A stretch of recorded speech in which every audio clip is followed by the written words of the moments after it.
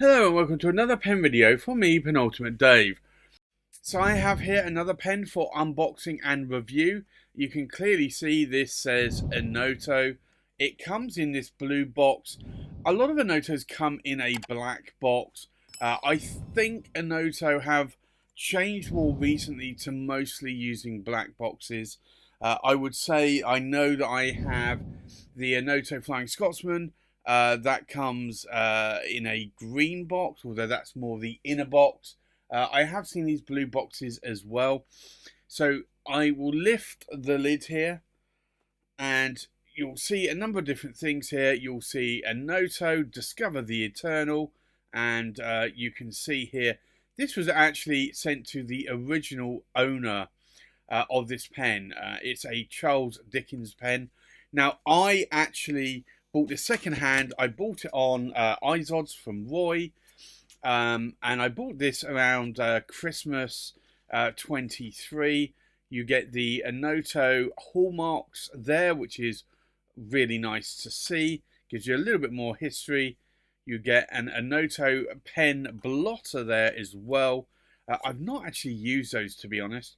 A care guide as well, and it just tells you how to generally care, and another blotto as well. So it's nice to see that. So I'll move these out of the way. And then you have this lovely, lovely wood box. So I'll remove that, and you'll see here it's actually quite a nice box. You've got felt on the underside there. You've got a couple of hinges. It really is quite nice. Now, if I open the lid here, you will see it does say Onoto, Charles Dickens, Copperfield. 7th of August 29 was when this was purchased. And this is number 72 of 200. Now, of course, I purchased this second hand. If I lift the bed here, you'll get a few other little trinkets here. The original Onoto advert. You'll get a cleaning silver polishing cloth, and then you'll also, if I can actually get this up, it is an Onoto card, and it just gives the details that you are now a custodian of this pen. So what I'll do, I'll remove the pen and show it to you in a little bit more detail. So this is the Onoto, and it's the Charles Dickens, but it's also the David Copperfield. Now, Charles Dickens wrote the novel David Copperfield. The Charles Dickens models of Onotos typically are these sort of, I want to call them pinstripes. They're not really pinstripes, but they are more stripes that go on between a pearlescent diffusion bonded acrylic and then black, and then again you'll see that pattern all the way round the pen. It comes with the Onoto silver clip here. One thing Onoto do mention is that you do have to be a little bit careful. These clips are workable. They do work. They are quite stiff, but you have to be careful because it is silver. Silver is bendable, so you do have to be a little bit careful there. I'm guessing Onoto have had in the past some people come back saying that that clip has bent. I know of one person, not myself, that certainly did have that. You do get the Onoto coin finial there, and it spells, the outer ring is O and an N-O-T-O for Onoto. It's a really nice pen. I saw this, it was on a really good offer at iZods, and I'm just trying to see if I can see. It doesn't actually have any serial number on there. Sometimes they do put a serial number, but it's obviously on the card. If I unscrew the cap, you'll see there it's a number 7 size Onoto 18 karat gold nib. This is a medium nib, so this is a Bock nib, and you can see in the size of my hand it's actually quite a good size. If I post that cap there, it does post deeply and securely, and it's not really back weighted, so that actually helps, but equally I don't really need to post that cap. These are cartridge converters. So you can see there that cartridge converter is quite full. But this is a nice weight in my hand, a nice size. I am liking these Onotos a little bit more recently, purely because they are cartridge converters. They're easier to clean out. I've not had major issues with plungers or power vacs or pistons per se, but I do know that they are going to fail over time, just like a cartridge converter will fail over time. And it's just easier to replace a cartridge converter than it is to have to then send the pen off to try and get the piston or the power vac or the plunger. Just enjoying cartridge converters a little bit more. If I need a larger ink capacity, then I will normally carry around a Penultimate pen filler.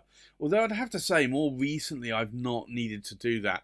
I think because I typically will carry around about 6 to 8 pens with me if I'm going to write letters. So that's normally enough to get me going, because I'll write 1 page per pen or ink. So, and if I write 4 or 5 pages, then that's enough pens.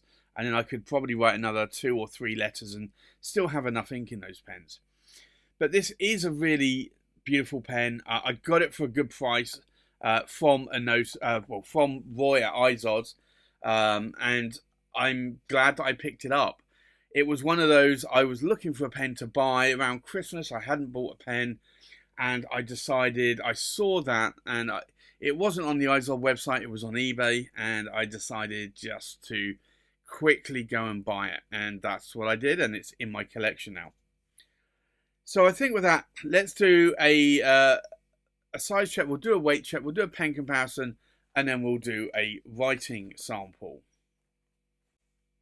So, the full length of the pen, we are looking about 140 millimeters in length. The length of the cap, we're looking about 60, I want to say 67 millimeters in length.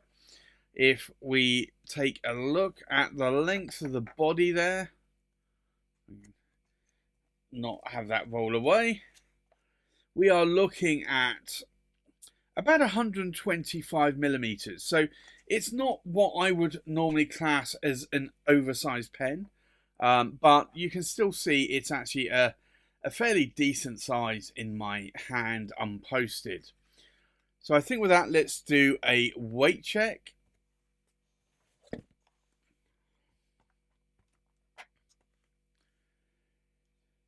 Now, this is fully inked. So we are looking about 33.5 grams in weight. The weight of the cap, we're looking about just over 13 grams in weight. And then the weight of the body, we're looking at just under 20.5 grams in weight. So it's not a super lightweight pen, but it's also not a heavy pen. But you can see this really is a beautiful diffusion bonded acrylic. There's chatoyance going on there. I do really think that this is a nice light grey and black pen. So I think with that, let's do a comparison with other pens. So from left to right, we have a Benu Euphoria Earl Grey Tea. We have another Benu Euphoria Earl Grey Tea. We have a Jinhao 9019. We have an Onoto Great Roof Metallic Edition. We have an Onoto Charles Dickens David Copperfield. We have a Mont Blanc Writers Edition, and this is the Jules Verne.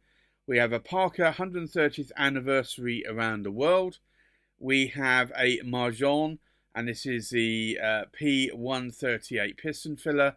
We have an Onoto Charles Dickens Christmas Carol.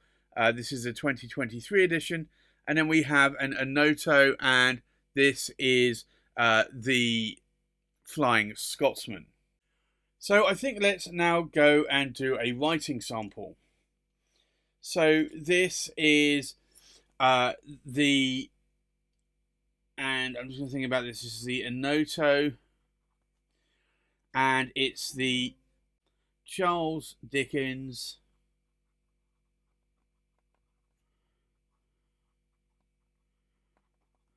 and it's the David Copperfield.